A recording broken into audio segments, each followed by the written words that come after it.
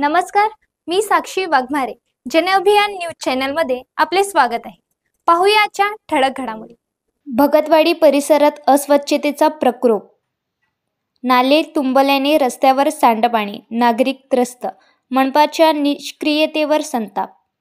शहरातील भगतवाडी परिसरात सध्या प्रचंड अस्वच्छता आणि दुर्गंधीचे वातावरण निर्माण झाले आहे. परिसरातील बहुतांश गल्लीतील नाले तुंबल्याने सांडपाणी रस्त्यावर वाहत आहे. यामुळे नागरिकांना हालअपेष्टा भोगाव्या लागत असून मच्छरांचा प्रादुर्भावही वाढला आहे. स्थानिक नागरिकांच्या म्हणण्यानुसार नाल्यांची नियमित स्वच्छता न झाल्याने गल्लीगल्लीत सांडपाणी साचले आहे. महिला, मुले आणि वयोवृद्धांना या घाण पाण्यातून जाण्याशिवाय पर्याय नाही. काही जण घसरून जखमी झाल्याचीही माहिती मिळाली आहे. तर तत्वाचा रोग आणि संसर्गजन्य आजारांचा धोका वाढला आहे.